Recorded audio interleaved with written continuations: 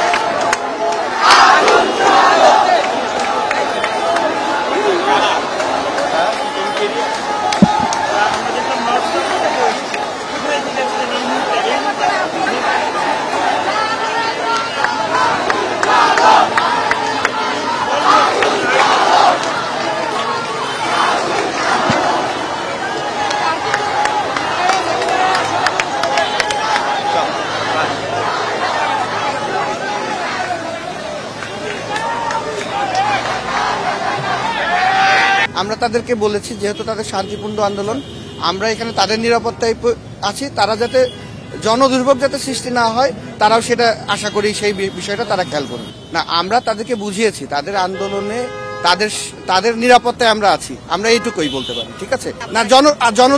জনদুর্ভোগ যাতে সৃষ্টি না হয় সেই ব্যাপারে আমরা তাদেরকে অনুরোধ করেছি, এবং তারাও আমাদেরকে কথা দিয়েছে জনদুর্ভোগ সৃষ্টি হয় এমন কোনো কিছু তারা করবে না। আমরা এখন নিরাপত্তা আছি, নিরাপত্তার প্রয়োজনে আমাদের যতটুকু মানুষের নিরাপত্তার প্রয়োজনে যেটা করার আমরা সেটা করবো।